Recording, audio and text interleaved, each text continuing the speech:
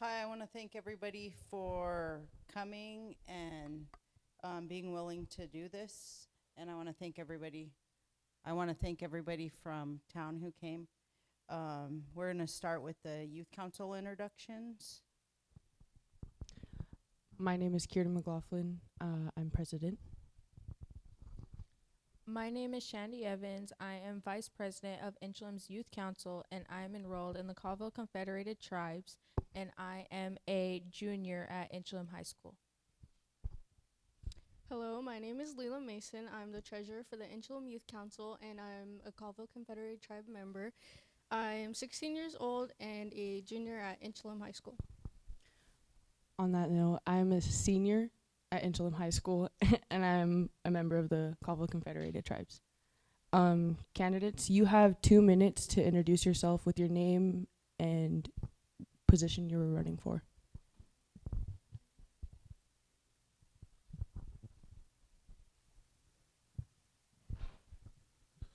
Good evening, everybody. My name is Steven Russell Carson.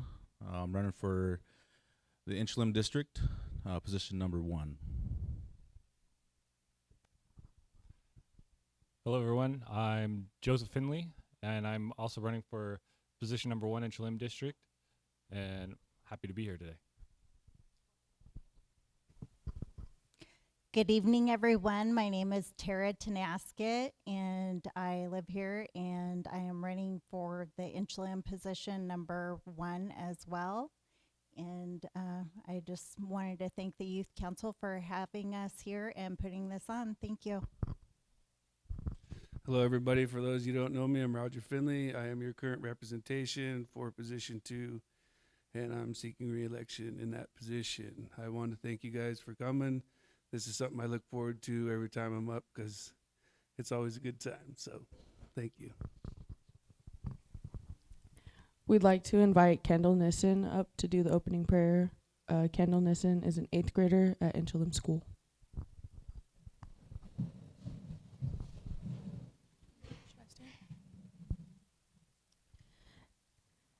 Dear Creator, it's an honor to be here today with all these good people. I'm thanking you for all this good food and because of the fact that we're here, we're alive, and that we're strong. I pray that these pre-elections go well. I also pray that you give us open minds to listen to these people's open hearts. Thank you for listening to my prayer. Amen.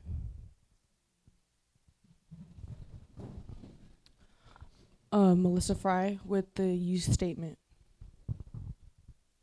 I was told we got to say that this is a youth event, so they're the only ones I get to ask questions this time. And then we're going to go over the rules. Time limits. Each candidates will have set time for opening statements, responses, and closings.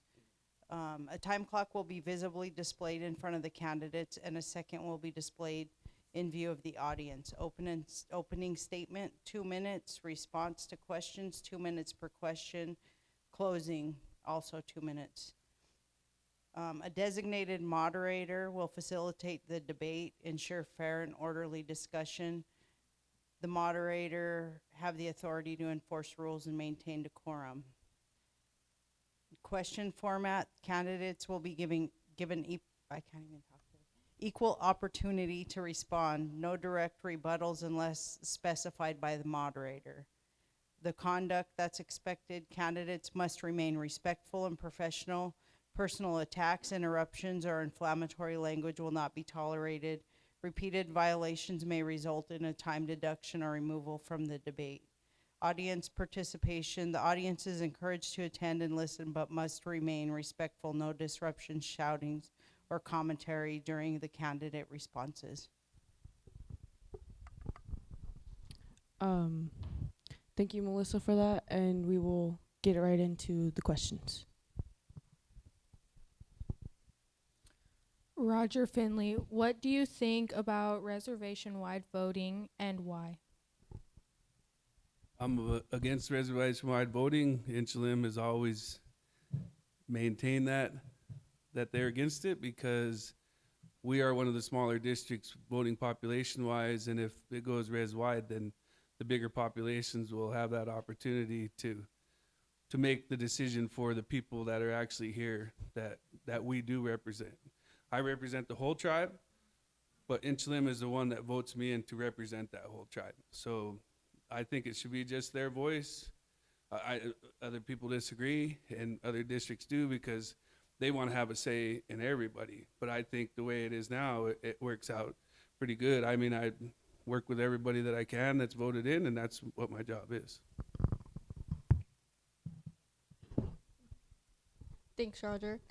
Stephen Carson, if it was required to speak in our language to introduce yourself, would you take the initiative?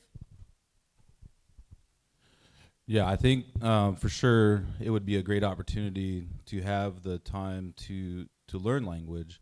I'm very grateful for the opportunity that our schools actually have the language back into that program. For us, or for myself, you know, I didn't have that opportunity. It's kind of that language was taken away from us, and it wasn't passed to me. So, and then I obviously just get busy with life, career, you know, trying to find the time and opportunity to really learn that language has been a struggle for myself. But I would definitely start taking up that opportunity to start learning and relearning my language.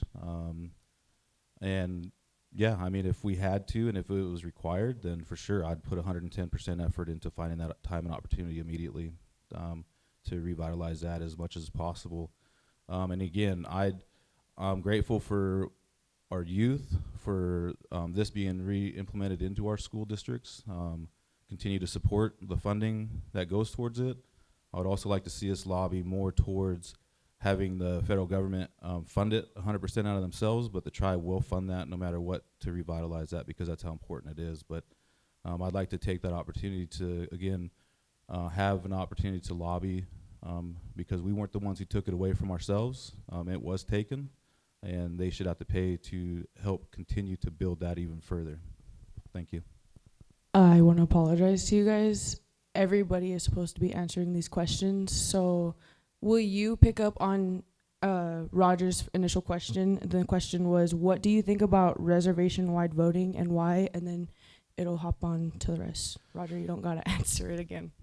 Thank you for that opportunity. I was wondering if we were going to get a chance. For me, obviously, I think the base reality behind it is it's not my opinion alone. Obviously, we're voted in by the membership.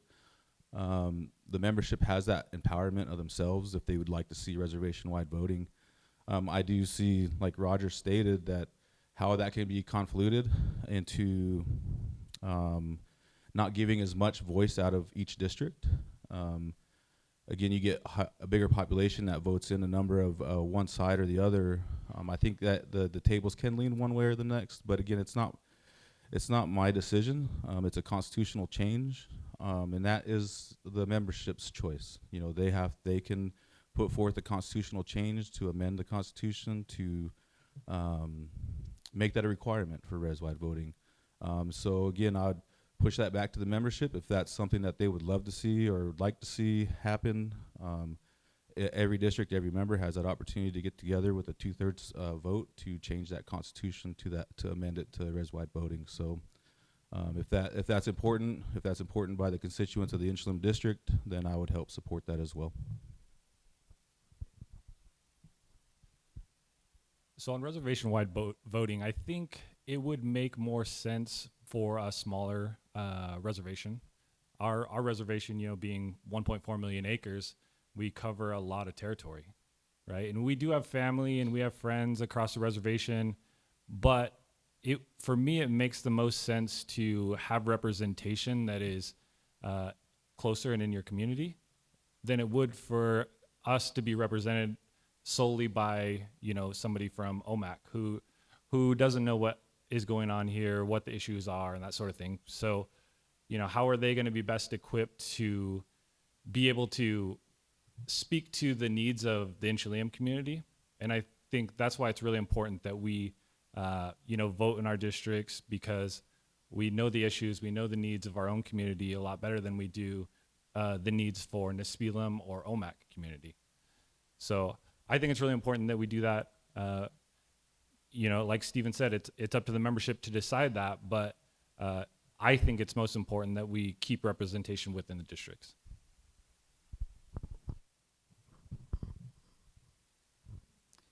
So someone had actually already asked me this question on Facebook, and I said that I would be open to it. I think more open to a discussion about it to see what people's thoughts and feelings were about it, and then let them be the decider of how things should go. But I think if there was some kind of stipulation where we still were able to maintain our representation, like they would vote on the candidates for our district, that, you know, that might be something I'd be more open to, but I definitely wouldn't want to lose our local representation.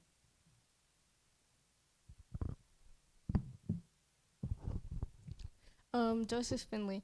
If it was required to speak in our language to introduce yourself, would you take the initiative? Yes, I would take the initiative to learn. I haven't had an Indian language class since, 5th grade. And so it's really a unique opportunity that we have here to learn our language, especially something that was almost lost forever, right? We have had very few native speakers. Grandma Muggs taught me, and then there was a gap when she was no longer teaching. And luckily, the tribe took the initiative to, start a language school and bring the language back. But it's something that was almost lost because the government had decided that, if we take away tribal members' culture and their language, then we can defeat them, So us fighting back to be able to claw back at our language and get that culture back has been a big step, but it's not without its hurdles. But all of us, if required, I think would jump at the initiative to do it and be able to speak in our language. I would love to be fluent, but I don't know that I'll ever get there. But I would definitely love to learn how to at least introduce myself to different members of different tribes so they can hear my welcome in my own language.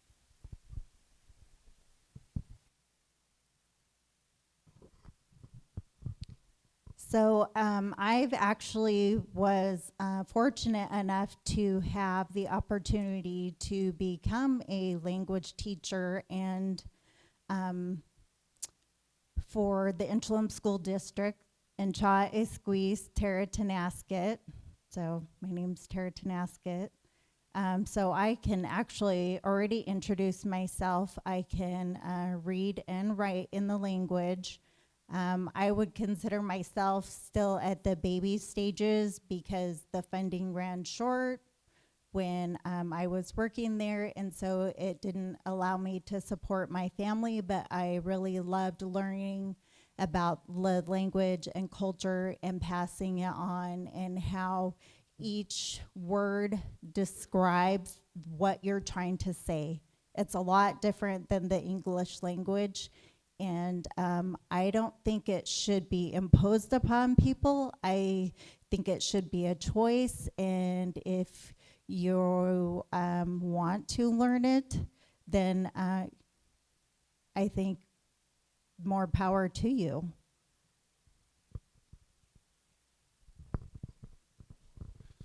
So you look like a duck, you walk like a duck, but you talk like a turkey.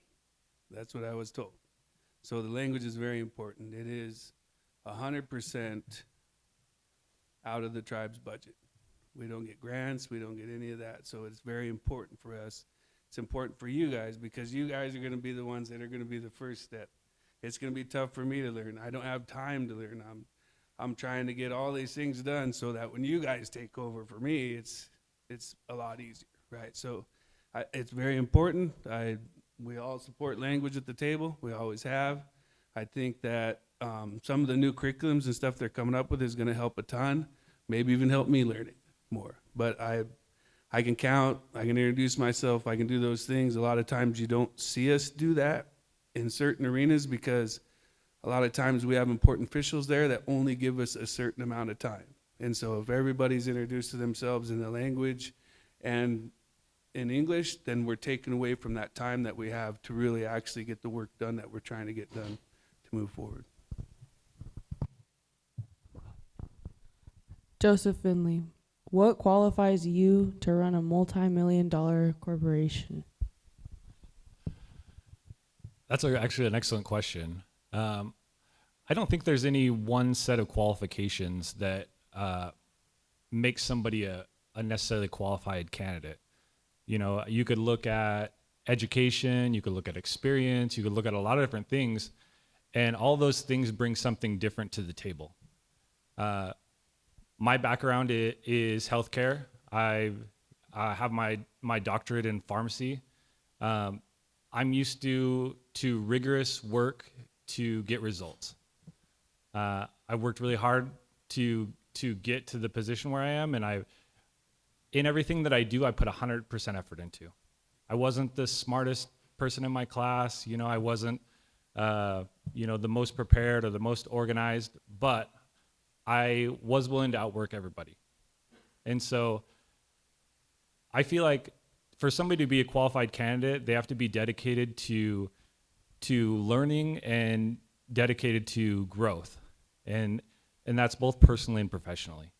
So anything that we can do to increase our knowledge base will help benefit the tribe. And so one of the passions that I have is I love to learn and read about business. So I've got, a bunch of different books about business that I read about, real estate and investment. And I have a lot of friends that are in business as well. So, just with talking to them and discussions, we can always come up with good ideas. And I would look forward to collaborating with other members of the council to try to get to the tribe to a place that, is really financially independent. Because right now we still rely a lot on government dollars. And so one day, hopefully, we can get to a point where we don't have to rely on that at all.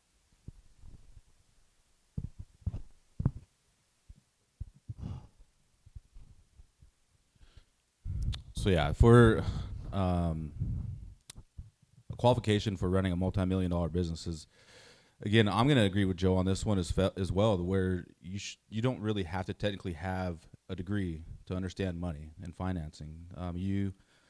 You at the council table, or anybody that's here in candidacy that gets to that moment, you definitely have a support staff. You have a lot of people that are educated in accounting, a lot of people that do manage those funds.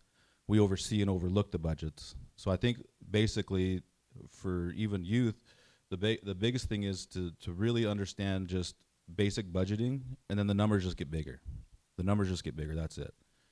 So as long as you learn and you understand finances, I was fortunate enough to start working for the tribe since I was 18. I was managing my own personal money. I really worked hard on understanding that personally for myself. I studied a lot. Personally, I'm not educated by any means by some Washington State school certification that tells me I'm educated. I just worked since I was 18 for 24 years now, counting for the tribe. And I think with all those years of experiences, different departments, it kind of helps guide you on understanding the different levels of funding as well. Because you have all kinds of faceted funding. You have federal, you have state, tribal, local, nonprofit organizations. And so learning and understanding the differences and how they all tie together is the biggest priority. So understanding, again, the basic finances, budgeting, those are the skills that you can learn right now. You guys can all learn that. Obviously, hopefully they're teaching a lot of financials in school, the budgeting, and you just build off that. Start looking and reading on that. That qualifies you, and quite honestly, as long as you understand how to properly budget, you're going to be able to, just like I said, the numbers get bigger. You have staff that's going to be able to support those. So I don't believe that there's a single requirement that you should have to have in order to be a candidate.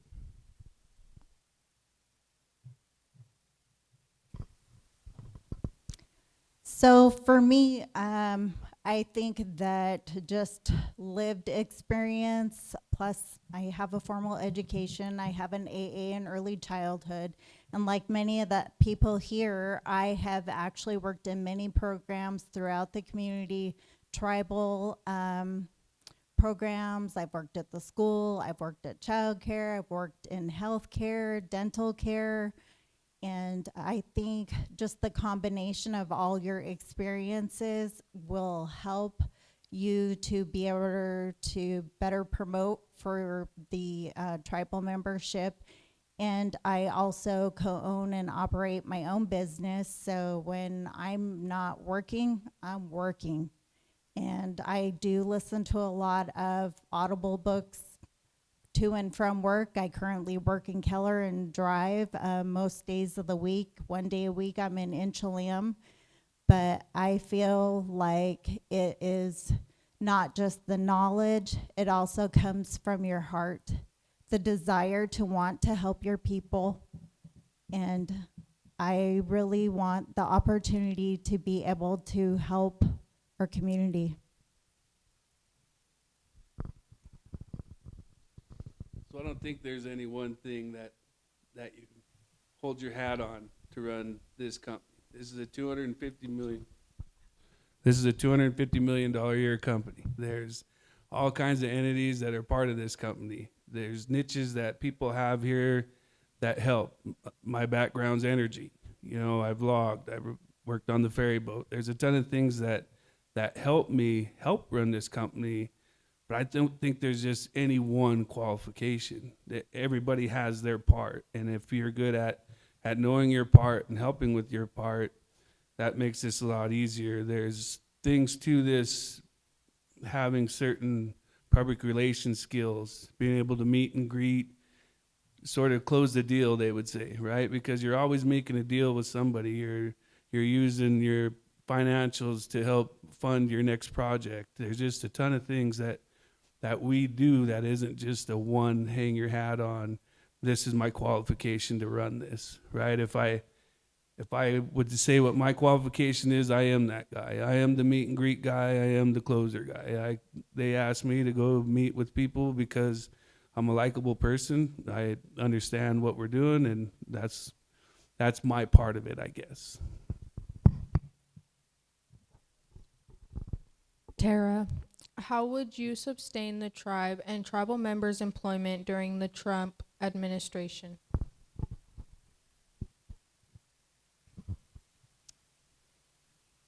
That is a really good question, because that is one of the things that has been bothering me, is that for our tribe supposed to be sovereign, we surely give away a lot of our rights by taking those grants and agreeing to the terms of the grants. And so we definitely need to start pulling away from that so that we are not stuck with budget cuts and people losing their jobs. And so we really need to have a reserve, and we need to start pulling away from grants and either start making our businesses work better for us or change something, because currently what's going on is not working for us.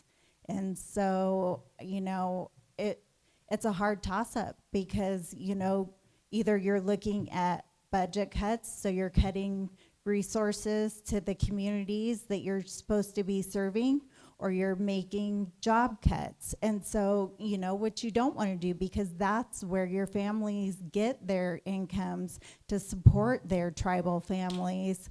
And so, you know, I don't really know how I would address that at this time, but I mean, those are definitely things that are on my plate that I am worried about.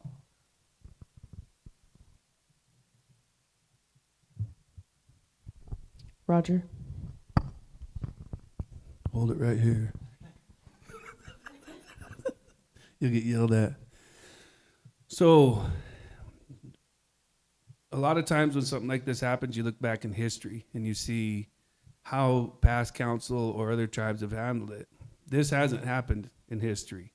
So, what we've been doing, and it's kind of bad for the candidates that don't see what Steve and I see, because we can answer this a lot better, is we've moved money. We've moved money out of places so that it isn't there for the government to take. We have planned already on what we do. If some of that's gone, you have to stay whole, right? You have to make sure that you're able to scale your logs. You have to make sure that the forest products are getting out. You know, you make sure those things are there to get through to when there is a different legislation and you can move forward with the things that you want to move forward with. We're not sitting around with our nose in the corner or head in the sand. You know, there are things we can get done with it, with every administration, but we haven't found the best one for this administration yet. But we're making sure that we're whole and putting our money where we can, like Tara was talking about. How do you maintain? Well, that's one of the best ways.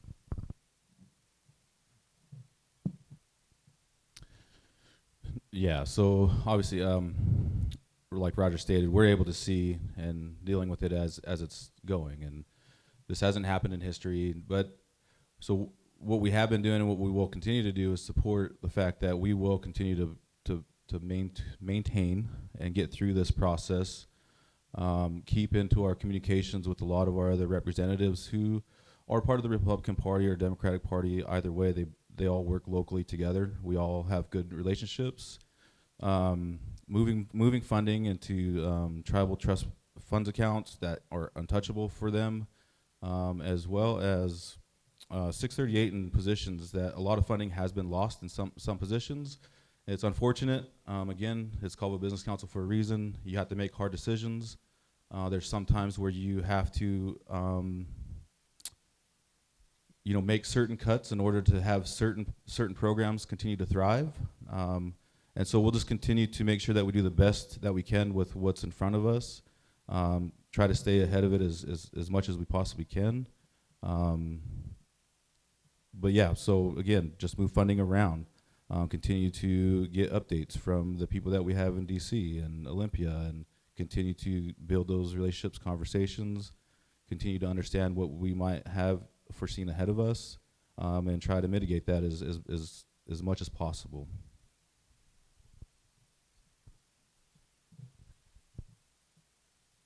So I think with the current administration, things are very difficult because things are tough to predict. We don't know what's going to be cut. We don't know when it's going to be cut. You know, a lot of things have been cut already, and so the tribe makes adjustments as best they can. But I think one of the ways that we stay in front of this is through investment diversity. You know, looking at businesses or investments that aren't even on the reservation. You know, we need to look at a way to diversify our portfolio so that we're not looking so narrow as to like all our businesses need to be on the reservation or near the reservation. The more diversified we are, I think the better opportunity that we have to make money as a tribe and become more financially independent. If we were financially independent at this point, then we wouldn't really worry about what's going on with the administration right now. You know, we wouldn't be worried about the grant funding that's being cut, because those would be extra things on top of what we already have. And so I think in order for us to be stronger as a tribe, as a nation, is that we need to like really look at what our investments are, try to diversify as much as possible, and grow as much as we can, especially when the market is uncertain. That's when, a lot of businesses are looking, or, property management companies are looking to release properties or businesses, and it could be a good time for us to pick things up. And then in 4 years, when we have a different administration, it has us in a lot better position. Roger Finley, why do you feel you're the best candidate for this position? I don't know that I would say that I was the best. I'm here. I think a lot of the people that are best for this position don't even run for this position. And one of the reasons they don't is because this is a thankless job. Not people are coming up to you saying, way to go, thank you for being on council. It's, where's my money? How come I didn't get a firewood dropped off at my house? So the people that actually should be running for this position don't.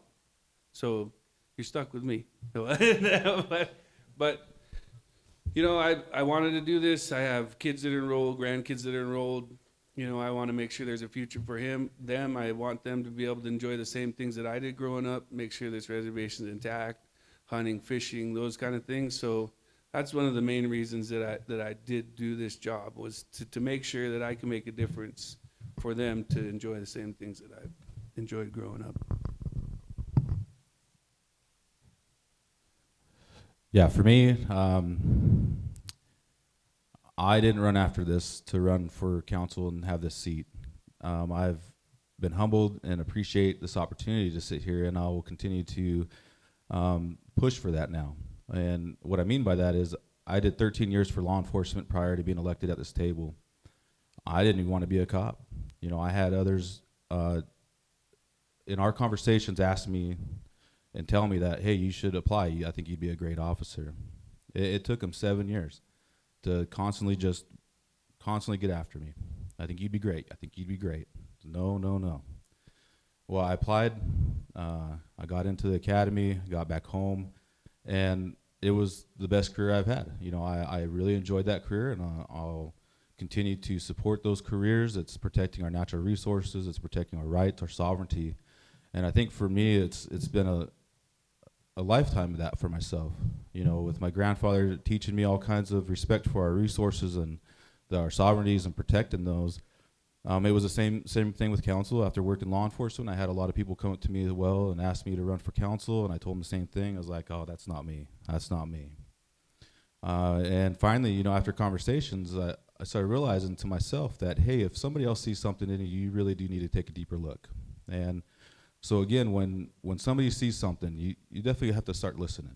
And so I listened. And in the beginning, it was rough. I mean, I think when you have no background in that political field, it's a rough start. But if you dig your heels in deep and you're motivated and just like I was in every position or every career that I've went into, you find that path pretty easy going after a while. You listen to the membership that wanted you there, and you just continue to thrive in that and push forward for that. And so I believe that I have been doing that, and I will continue to do that.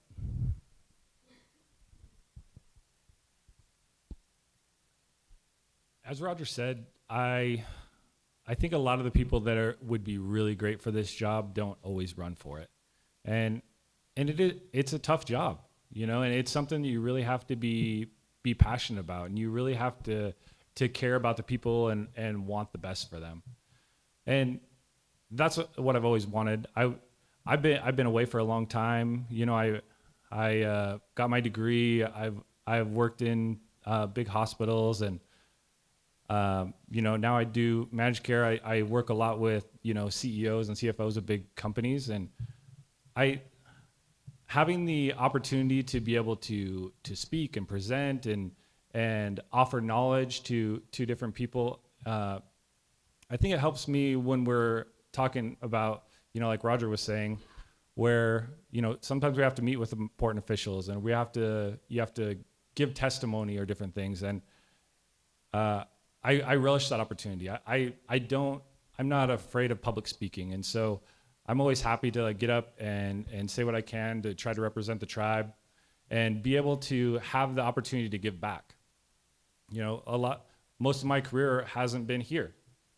And so the opportunity to be able to come back, I mean, my dad was on council, and it was something that he was really proud of, you know, because he was able to serve the community. And that's something that I've always wanted to do. And it just so happened that when I came back, I, you know, had talked to some people about it, and, you know, I decided that maybe this is the time. So I'm happy to be here, happy to be a candidate and have the opportunity to serve the people.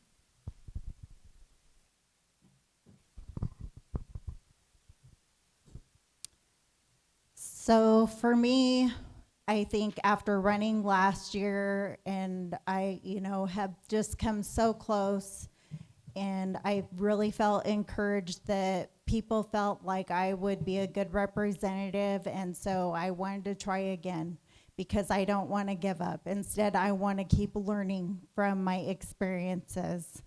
And pretty much my whole life has been a learning experience, and I don't think you ever stop learning. And I want to be a role model to the kids in our community, and I want to be able to help them, and I want to be able to listen to the community and take their words and be able to represent them the best of my ability. And I think just living here my entire life and just experiencing the things that I have in my life has been rewarding and also just heartbreaking. Some of the things that I have been through in my life, and I want to take those and make things better so that people don't have to live that same hurt. They don't have to experience the same thing. Those are some of my big goals, to represent our community, is to make it a better place for everyone to live.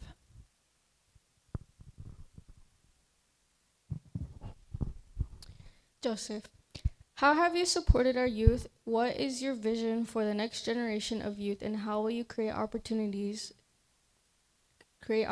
that keep them connected to our culture while also preparing them to succeed anywhere in the world? Well, I try to support our youth by being present, and being there to help them grow and flourish. Anytime that anybody asks and would like, additional coaching, I help with, basketball for different individuals and help them with, their game and their shot and that sort of thing, because I really want them to succeed in something that they're passionate about. And any chance that we can get to keep kids really on course by giving them the tools they need to go after what they love, then we want to be able to do that. I know the tribe has been great about putting funding towards different sports and programs for kids, and I would love to keep that going, and then try to bring in any additional opportunities that are available, different camps and activities for kids to do, because the more we can get these kids involved, the better we're going to be in the future. So the more we can get them to learn and grow, they're the ones that are going to be taking care of us. So why would we not want to put as much money and as much effort as we can into them? Because we're going to see the dividends from that when we're, more elderly, or Roger's age, much older. But, because you guys are going to be the ones that are stepping into this role, and taking care of our people. So it's really important that we put all we can into the youth, because they really are the future of the tribe.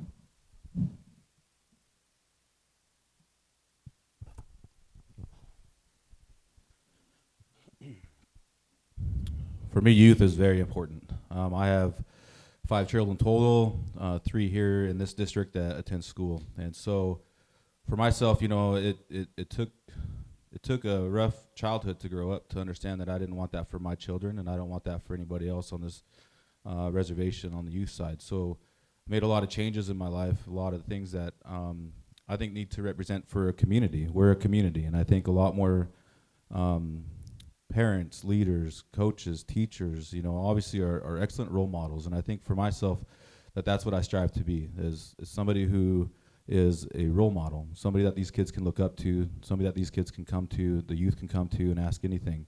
I've got a lot of experience and knowledge in just life. It's tough. Same with a lot of losses, a lot of early losses, a lot of young losses.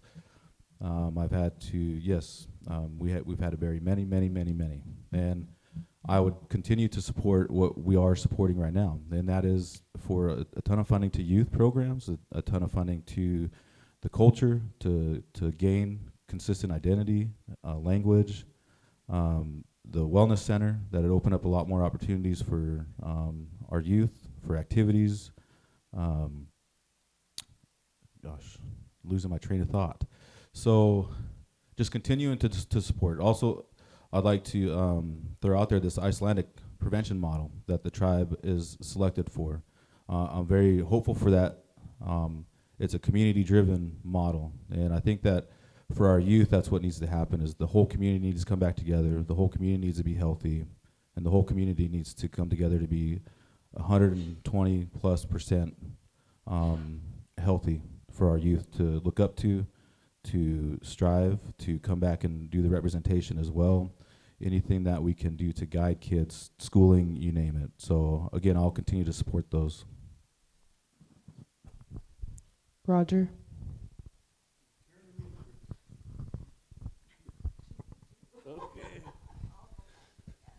So, one of the things as a tribal leader, you're supposed to provide opportunity and empower your people, right? And so, I knew there was a need for our kids to learn how to do stuff with their hands. So, we started the Tiny Home Project, where the kids get to do layout, they get to read a tape measure, they have to do problem solving, you know, and so those kind of things that we look for to do to help the youth. There's a ton of things out there that we can do that we've been trying to get done. You know, funding is a big issue. And then when we do find the funding, having people to carry those things out. There, contrary to popular belief, there isn't a lot of people that want to work. So we need people that want to work with our youth and have time to work with our youth and make them a priority. And so we're trying to get people educated, find those people that'll work to do that. But for me, I think that it's just getting into the schools, letting them know the opportunities, because that's where we fail a lot is they just kind of grow up through the school system not knowing what's really out there for them and what life is really going to throw at them. And that's what I try and help do, is let them be ready for the world. You know, there's a world out there, and they're going to go against you once you get there. It'll be tough for a little bit, but that's what we're trying to do.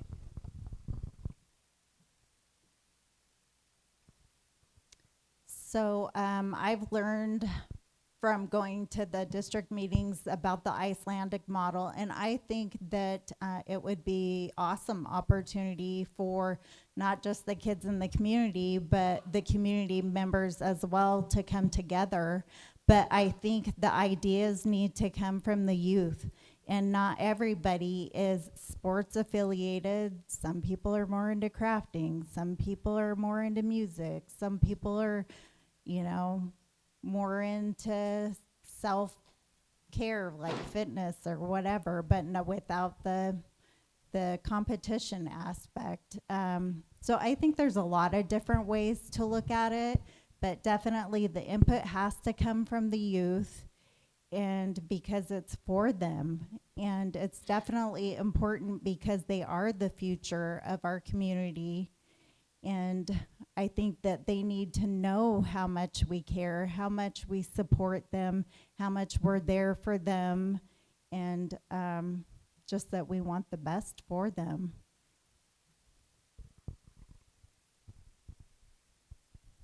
Roger. Sorry. What's the biggest issue on our reservation, and how would you go about solving it? I swear I don't mean to pick on you. I think you are. Man, the biggest issue, there's so many. I mean, for me, it's how do I get my people to want to be part of the solution, right? I mean, our unemployment rate is high. We have, at any given time, 100 to 400 jobs available, right? And how do you get them to want to take those jobs and be proud and work and help be part of this tribe to make it better? And one of the things is we have programs that if you do work, then that takes away from the money you get. So we're looking at solutions and ways to get our people involved.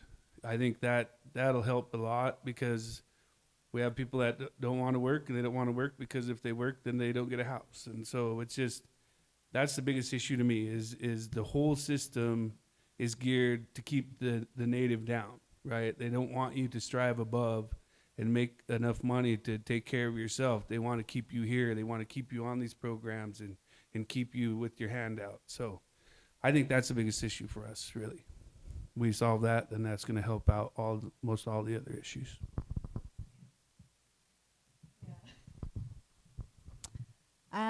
So for me, I would probably have to say the mental health crisis. It's not going away. It's not getting better. We have a lot of intergenerational trauma, and I feel like a lot of people don't know how to deal with things that happen in their life that arise, and I am one of them. You know, I've been guilty of not being able to know how to deal with my feelings and not turning towards alcohol. You know, it's taken me a long time to get away from that and be able to look at things in a different perspective, in a different light. And it breaks my heart. I don't want to see people going down the same road. And I really want the best for them. And I want them to know that, you know, help is out there. It's not such a bad thing to ask for help. It's not bad to not be okay. It's not, you know, it's just, I want to be able to be there and have options for people, and just for things to start getting better, because I feel like the drug and suicide problems are tied together. And so if we can learn how to better deal with our problems without turning to drugs and alcohol, I think that things would start getting a lot better. And I think it has to start with the adults.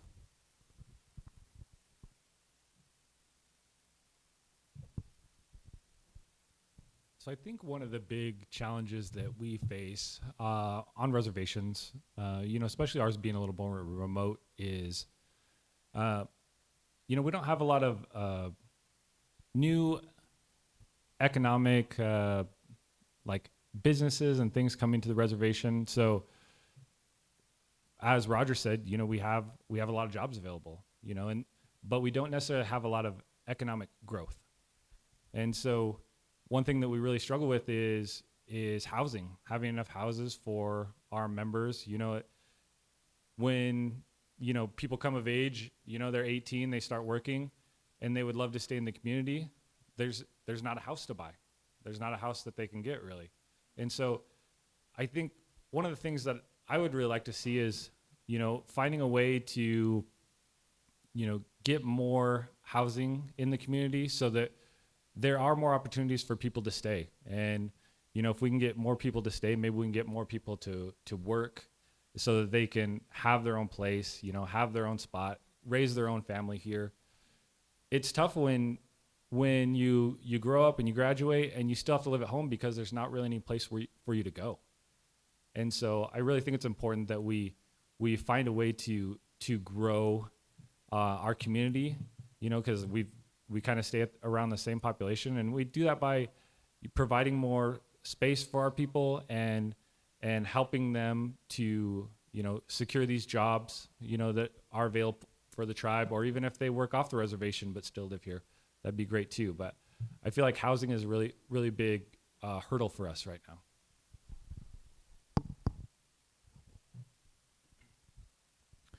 Yeah, I would say the biggest issues that we face are definitely drugs and mental health, and the loss of so many because of that realm. Again, I'm going to put a plug in there for that Icelandic prevention model. I mean, obviously, we know and recognize that there is a big problem, and I believe that this prevention model has been proven. It's data proven. It just takes involvement, and I think that's what we need to really push for is constant involvement. Pushing to make people understand that the change starts at home, the change starts in community, the change starts there, and then we'll start seeing that turnaround. And here we have that the Icelandic prevention model to start guiding that for us. And so we definitely strive to make it better. You can offer services and more services and more services. We have sample treatment centers, we have counseling, we have you name it, we have tons of services, and that's not the fix. That's not the fix. It's community. It's getting back together as a community, holding people accountable, holding each other accountable to live healthy, to get back to our identities, get back to our languages, get back to our culture, get back to being the role models and communities that I remember growing up in. And so I'd like to, again, put a plug in there, everybody out there, everybody here, keep looking into the Icelandic prevention model. Please get involved. And let's be a community, and let's hold accountability, and let's hold each other up, and let's get healthy together. Joe, how do you see our tribal nation's role in protecting our traditions while also adapting to the modern world, especially when it comes to technology, education, and outside influences? It's a really good question. I think the thing is we, in order to grow, we need to adapt technology. We need to diversify. We need to do all the things that we can to stay up with the modern world. But we can't do that at the expense of our culture either. The culture was nearly lost, and we are fighting to get it back. So it's important that we keep it. Now, I'm not saying that, when we're looking at outside involvement or outside, technology or that sort of thing, that doesn't mean that I want like mining or something that is going to potentially poison the water of the fish that we eat, or the water that we drink, or anything like that. I want to look at things that we can help to maintain our culture, our hunting, our fishing, our beautiful land that we have. But we also still need to grow, and we need to realize that as things change throughout the United States, that we also need to change, because we need to grow as a tribe so that we can, like I said before, become more financially independent. And we're not going to do that by just maintaining what we have here. We'll never get to that point if we do that. So we need to also look outside of the reservation in order to find new opportunities, find different things that we can to really grow as a tribe. And it doesn't have to be within the confines of the reservation.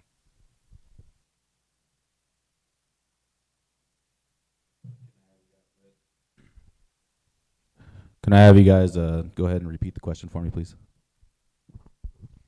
How do you see our tribal nation's role in protecting our traditions while also adapting to the modern world, especially when it comes to technology, education, and outside influences?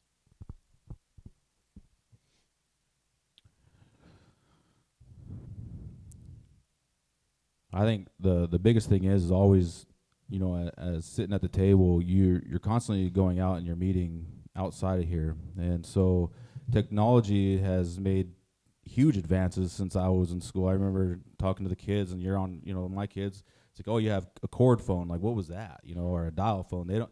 Now we have cell phones, mini computers. So technology is inevitable. And I think that we need to educate, continue to educate, so we can be advanced as possible, but also not to let it be detrimental to ourselves as well. Because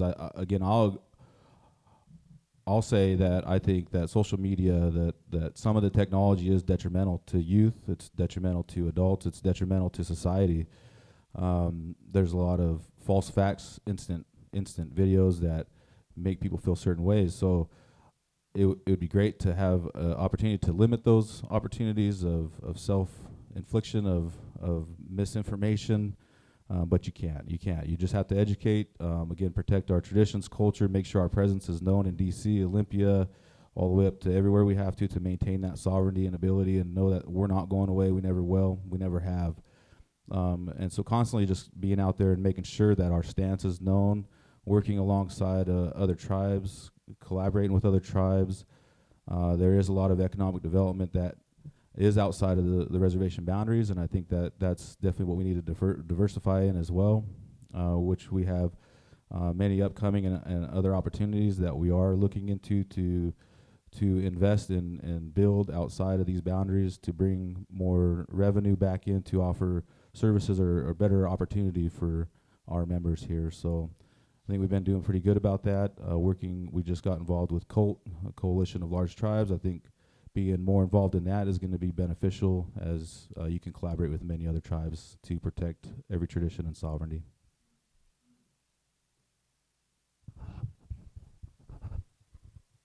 So I think I look at technology a little bit differently, because having worked with the language program and knowing that Tony Matina would go and talk to all the elders, trying to put down the language phonetically and recording them. I think we could use it as a tool to keep documenting our culture, our language for the future, so it doesn't get any more lost than it already is. And so I think that there's ways of working together with technology and to make a better future for our tribal members. So what defines you as a Native person? Is it the amount of blood that's running through your veins? No, it's how you treat the land, the fish, the wildlife. So culture is one of the most important things, and I think that with technology, it'll coincide. Like, we as a tribe have to do that. Otherwise, other large entities are just going to do things like solar farms that take away from our culture of plants and our sage grouse and those things. So we have to step forward to make sure that happens, right? I mean, technology can go hand in hand, but culture should be the most important. And as the tribe, we do that ourselves to make sure that other non-tribal people don't do that for us. Steve, what strategies do you propose for improving healthcare services on the reservation? I was wondering if I was gonna. That's still that better. I was wondering if I was gonna get a health question. This is definitely not in my realm. I try to be as present as I can in every committee, just to be apprised of the information. Obviously, right now the tribe is in the process, and we will be to 638 the programs, and so I think that's going to be very beneficial. That we can run our own and we can maintain our own. And we've had many issues with, billings and PRCs, and again, I'm not 110%. This is not my field, and you definitely rely on a lot of others on the table that are in that field to really help guide as well and help understand that. But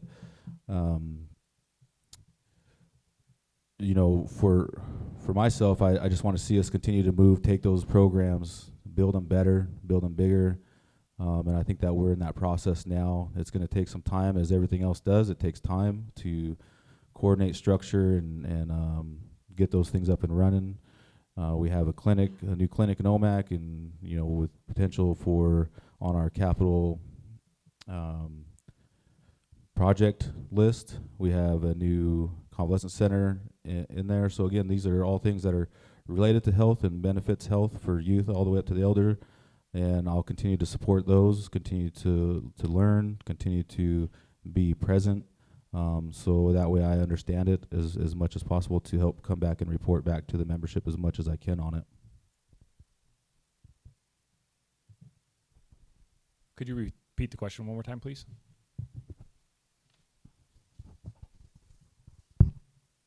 What strategies do you propose for improving healthcare services on the reservation? So one of the things that we struggle with as a rural tribe is acquiring and maintaining talent, right? So we're kind of a long ways from anywhere. Colville is 45 minutes away, but not necessarily a lot of doctors live in Colville. If they do live in Colville, they probably practice in Colville. So I think what we need to do is find a way to provide more opportunities for healthcare providers, so that when they come here, it seems like a great place to be, And one of the things I talked about earlier is we have a problem with housing, and it's not just for our members, but also for having enough housing for healthcare providers, because we don't necessarily have a lot of tribal members yet. I hope that we have more and more that are in healthcare.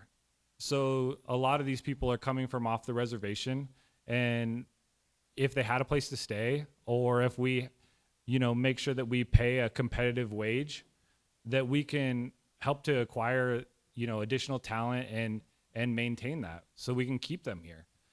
It's tough when, we have different providers from year to year, depending on what's going on, and maybe they had a certain requirement because of how they got their funding for school, and so they only stay for a handful of years, and then they go somewhere else, and we have to get somebody new. Wouldn't it be great if we could just keep those providers here, if they wanted to be in the community and wanted to stay here?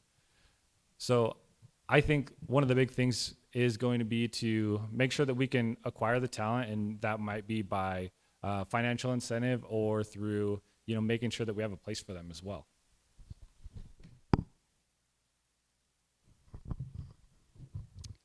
So I agree with a lot of the strategies that they've already said. Having worked in the health field, housing is always an issue, salaries is always an issue. One draw is that they can get their school loans repaid, just as Joe had said.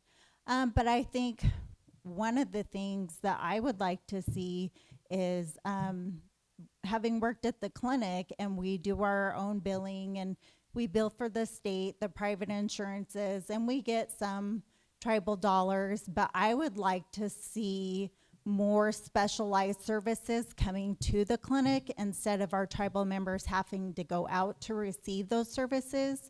Because having worked as a community health worker, we're seeing a lot of the social determinants of health. There's people that either don't have reliable transportation, some people don't have licenses, some people don't have car insurance, some people don't even have money to get to their appointment. So how much better would our people be if we could have those providers come to us, where we wouldn't have to travel? And even look at all the elders for the convalescent center. Right now, the podiatrist comes to Keller once a month, just as she does to Inchelium.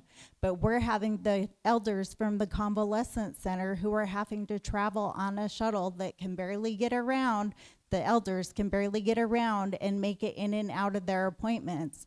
I do realize, though, from the flip side of the elder, that sometimes that's their only outing.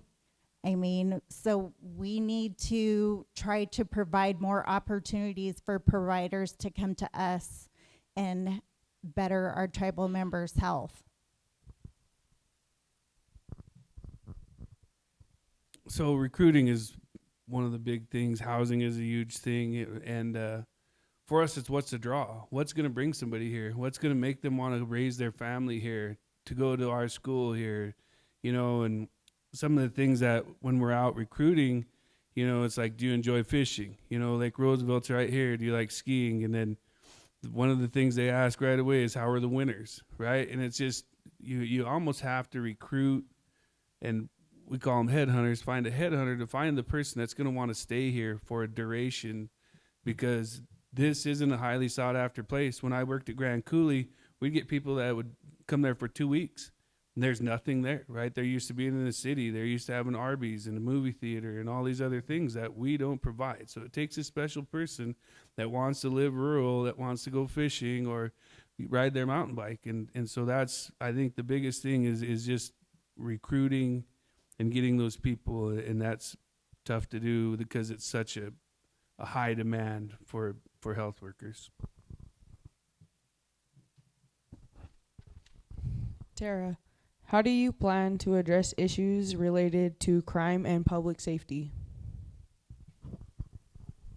So I feel like we need to increase our funding and our police presence in our communities especially, but I think it also comes from the community people themselves. They have to be the ones to call. They have to be the ones to contribute and complain and not just sit by the wayside and wait for someone else to handle it. We need to start putting our foot down and letting people know that it's not acceptable, the things that are going on in our community, in our neighborhoods. Because if we're not calling and not reporting, it's not happening. And so that's why we could look like the safest place to live, because no one reports, no one says anything. And I get that, yeah, it might be your cousin, your uncle, your auntie, but how else are we going to make it better?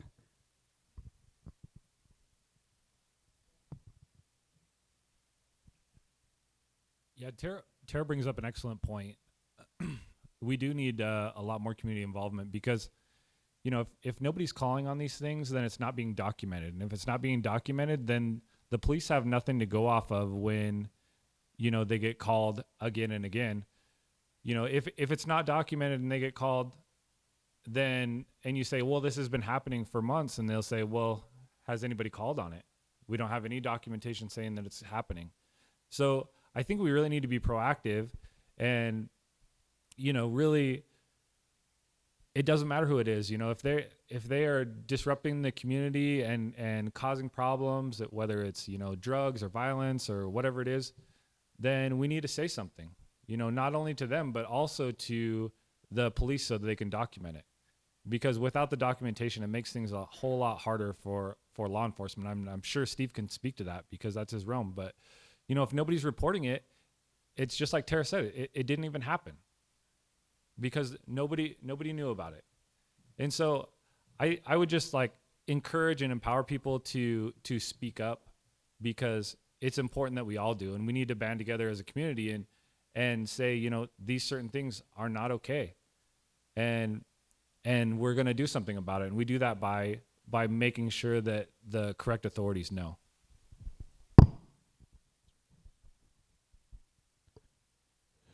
Yeah, I think, again, I think a lot of these questions kind of almost go right back into community. I mean, again, community needs to stand up. We all need to stand up. We do have passed a mandatory minimum on our criminal codes. So now anybody in violation of any of these crimes will have to serve a mandatory minimum. They do not get any kind of mitigation or any kind of mitigation out of that ticket or out of that violation or out of that crime. They are going to spend some time. And then it just kind of escalates from there. So we have done that. But again, along with the healthcare, it's retention, it's recruiting, it's getting officers to here and to stay here.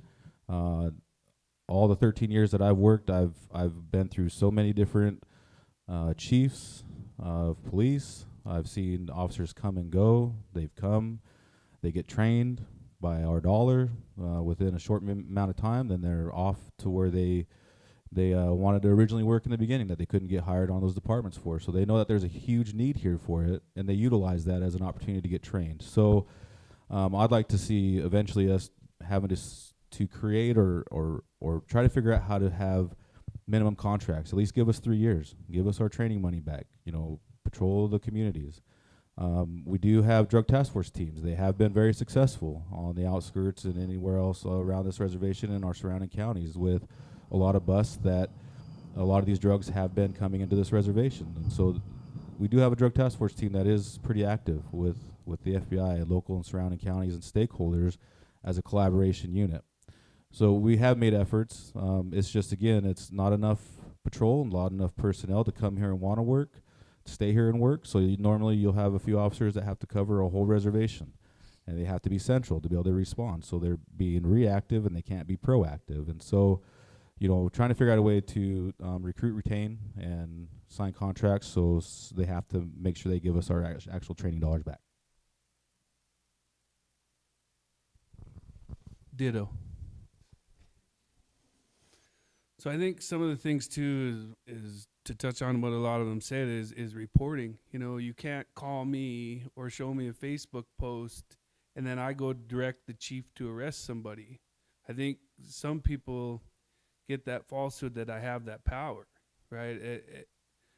I have less power than the people sitting in the crowd who are tribal members in most situations. So I can't give single counsel directives. You can call and direct me to do something and ask questions, but I don't have the power to tell the chief to go arrest that person or pull that person over. They actually have to break the law. There has to be a complaint filed, things like that. So I think educating our membership on that, letting them know that nothing's going to happen if you don't report it. A lot of times when I ask them to file a complaint that I can walk through, they don't want to be those people, right? And so that is the community. The community has to want to do those things, even if it is their nephew or cousin or whatever. That's the biggest issue, is they don't give me something to walk through to the chief and to the L&J chair or any of that. They call up and say, hey, this and this happened. You're going to have to arrest them. And I can't do that. So I think education, excuse me, is going to be the best to get through that. Tara, What are your views on expanding infrastructure and transportation access? So I think that we need to start looking at ways of getting rid of waste and to monitor waste in programs. And I think transportation is a really hard one because working in Keller the way that I do now, the shuttle's not available. And I had talked to Raj when I first started working there, and he said, "Hey, let me know how many people are working over there." Because I said I'm not the only one, and but the thing is that we're all working different schedules, different days of the weeks, and so things just weren't really aligning. But I mean, I get from a business perspective and standpoint, is it feasible? Is it more than one person? And so, I'm glad that they have the shuttle for people that are working in Inchelium, but I think when everything's centrally located over there, it makes it harder for people who are living in all the different districts. And so, without the shuttle, I think that a lot of people wouldn't be able to get the services that are over there. And so I feel like it's really important to keep the shuttle services that we do have. I guess when I'm looking at transportation, I guess I would be more so worried about the ferry shutting down and not having access to, going out to the specialty providers or being able to get groceries and that type of thing. But I think within the programs, we need to start tightening our belts, especially when we're looking at not knowing if there's going to be budget cuts, when there's going to be budget cuts and grants disappearing. So I think those are things that definitely need to be looked at. Joe. Question one more time, please. What are your views on expanding infrastructure and transportation access?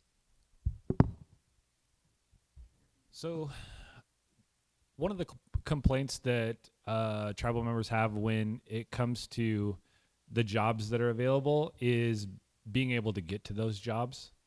And so that can be really difficult. Not everybody has a car, not everybody has, access to a ride, and maybe there is a really good opportunity for them, but the job is in Inchelium.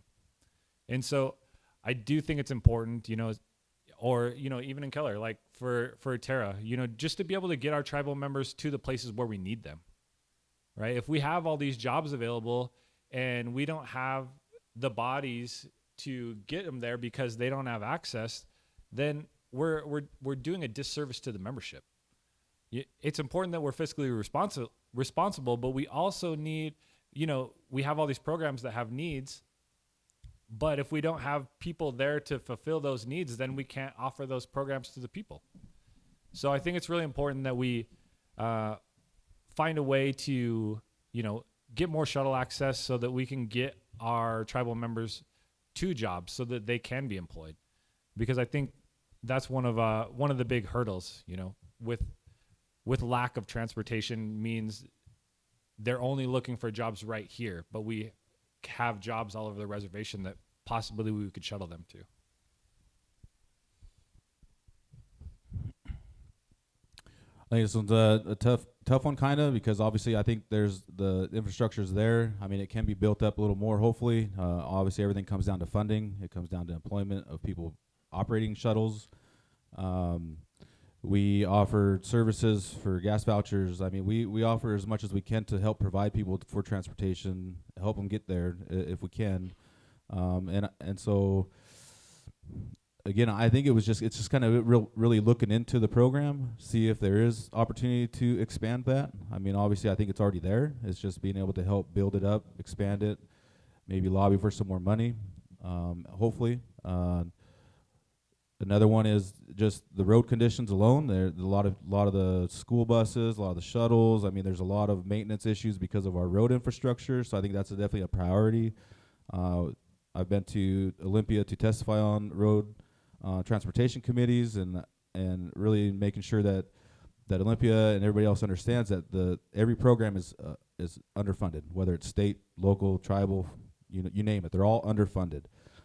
Showing them the severity of our road conditions, that our services, our school buses, any other services are almost and are not running these roads due to those safety issues and safety concerns of. So if we add more to those road conditions, we're just going to be paying more in maintenance costs. I mean, so you have one problem that you need to solve to fix the other problem as well. So looking into continuing to lobby for the fundings, lobby and make sure that people understand in these higher levels that we need more funding here to build these programs, road structures and infrastructures up, would be very beneficial.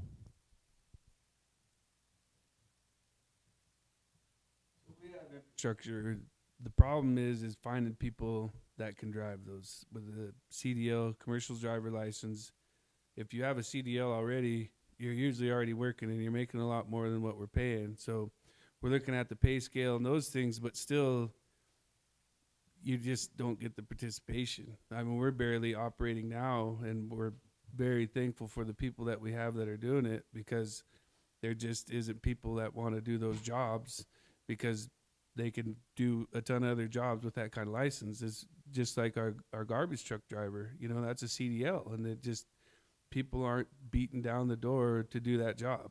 20 years ago, people were. Now we're beating on their door hoping that we can find somebody to do it. So that's the biggest thing. If you want a job, get a CDL. We have plenty of work.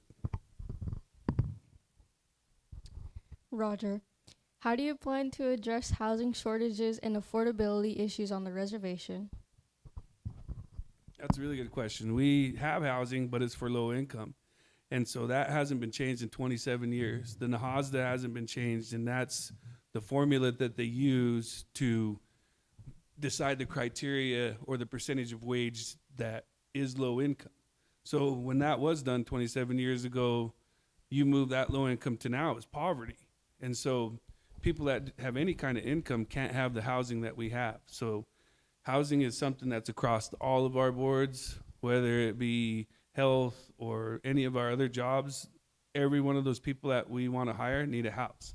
And so we need higher income, mid-income, we need all of those. And so we're working on getting those things like the Cedar Fund and things that Chad does. Those are all things that all of our entities are looking at. How do we get the housing for the job market we have? And so we are working on those things. We have some solutions, but it's just tough because that low income, it really needs to be changed. If that low income was changed, then that would help a ton on the housing we have already. Tara? So the biggest problems that I see with the housing is the low income portion of it. But I know to a lot of the community meetings that I've been to, like when we're talking business, when we're talking housing, they're talking about how is our water infrastructure going to support more. And so I think that's what needs to be addressed before, if we're looking at in town and other areas, that needs to be addressed is the water issue before we can even move to the housing issue. I would like to see tribal members getting their own property, doing their own thing. And so I don't know if that's just making more savings programs or more matching funds for tribal members to get their own property and housing, because not everybody wants to live in town. And so I think it's just having more opportunities available. Joe? Yeah, I think funding's a big issue, and not necessarily even funding from the tribe. Having jobs that pay enough for somebody to buy a home here when it's available, or to build a home, or to buy a double wide. We really need to look at making sure that our wages are competitive enough for our tribal members to realize that dream of like owning their own home. I've talked a lot about housing and how I think, we don't have enough of it, but, we also have all these jobs that are available. There may be an opportunity to consolidate some of these jobs where we have, two jobs that are very similar that one person maybe could handle. And what if we pay that person a little bit more to do a little more work, and they have more income to put towards like buying some property and building a house or to, get a new double wide or whatever it might be. And so having them have more funds to be able to do that would be a good opportunity and a way that we could try to encourage some economic growth within our community. Yeah, I think we definitely have infrastructure that is available, but it's the funding, right? I mean, everything comes down to funding, and where does it come from, and how do you get it? But prime example is the housing up and sub agency. I mean, there's quite a bit of empty lots, but obviously there's going to be a lot of hazard cleanup. There's all those homes are going to have asbestos, and so there's a process that has to be taken to remove those homes in order to even rebuild another home there. So funding start to the ground level to clean the issues up, and then more funding to build the homes, and where's that funding going to come from? So it's definitely a high need. It's a high need everywhere in every program. Housing is a big issue. We do provide a lot. From my experiences with the tribe, I did the first time home buyers when I got, when I was employed, and they will help you with 5% down on a down payment. We have a lot of programs and services that help people, again, maintain their 5 acres if they want to get 5 acres. If they want to take advantage of that 5 or 10% assistance, we have tribal credit that can provide a home loan for tribal members. So again, we offer a lot of those services and programs. It just takes individuals to really take advantage and really look into those, to come and work. Come and work, please. And the tribe did do a 14.6% increase to raise the minimum wage. That was hopefully to encourage a lot more tribal members to come and work for the tribe, to give them that leg up, to provide a better wage for them to have that opportunity to provide themselves with that independence. And so, again, I think it's just continuing to work with HUD. It's continuing to work Cedar Fund. It's continuing to work on hopefully getting more, like Roger said, that minimum wage that or HOSDA and all that, for the low income, those percentages increased, so we can provide even better services within our HUD housing. Okay, now it is time for closing remarks. Sorry. Each of you will have 2 minutes to say what your top priorities would be if you are elected and how you plan to achieve them. We'll start with Roger. You're always picking on me.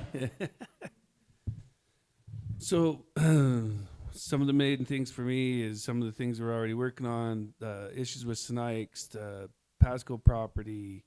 We're doing a ton of those things to make sure that we are diversifying. We're getting more money to do more programs for our youth and our elders. As far as what I really want to close with is if you if you guys continue to do this, 98% of the job isn't the things I learned in high school. I had to do a lot of reading. I had to look those things up myself. So hopefully you guys continue in this leadership role, because this is one of the biggest jobs that our tribe has. It's tough to sit up here and, every month you have a district meeting and you get ridiculed, or, why haven't you done this? So, but it's important to maintain the relationships with the outside world to do the best things that we can for you guys. So I encourage you guys to read a lot, look at your history. You study a history to help guide and change your future. So I do a lot of that. I try and maintain the things that we already have, and then look at the future to make it easier for the next person that steps into this role and have a better tribe.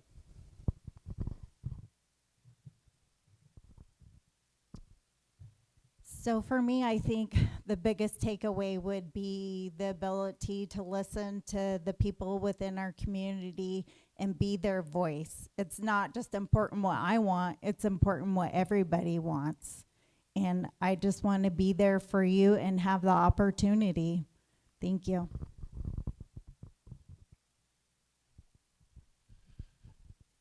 I feel like our tribe faces a lot of challenges. being rural, being, Inchelium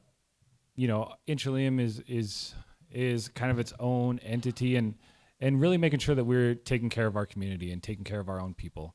And we want to do what we can to help, fund anything that the youth will help the youth grow and prosper, because I do believe that, you guys are going to be sitting here at one day, and you're going to be figuring out ways to take care of us.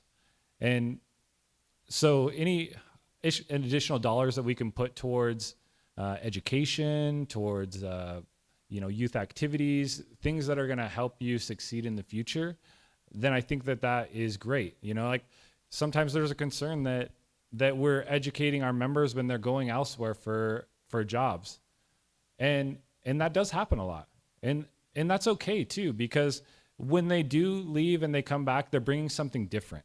They're bringing something new from a different place, a different perspective. And so that will also help our tribe grow. I also think it's important that we take care of the people that took care of us. Our elders who were there for us, that took us fishing and took us hunting and did these things for us and provided these services for us that have been invaluable. They were our mentors. They were our people that we look to. So I think it's really important that we take care of them too. So the youth and the elders are probably the most important thing for me, because I feel like they're the most important people in our tribe, the people that take care of us and the people that are going to take care of us in the future. So my highest priority is continuing to do the work that we have been doing, just like Roger stated. Really heavy into the Sinaics issues. It's really important to me. I got deep-rooted roots, as many as we all do, and so that's a high priority. We've been in extinction way too long, and what that happened when that happened, I think that's where a lot of our generational traumas have come from. When you look at yourself in the mirror and you're called, you have to call yourself extinct. That's not okay, and our identity's lost. So that'll be definitely a high priority, is continuing the Sinaics issues. Another one is our roads, our infrastructures, lobbying. I mean, the 7 generations beyond. I mean, if I'm not here, then the next one's going to step into that role, and that's the highest priority, is our next 7 generations, and it's our youth, it's our elders, it's everybody in between as well. So continuing to fight and strive to better the tribe in every way possible, to continue to be a role model, to be active, to either legislate, litigate, lobby, be present, and make sure that our voices are heard and they're continually heard, and our presence is known and it will always be known, and making sure that that's the highest priority.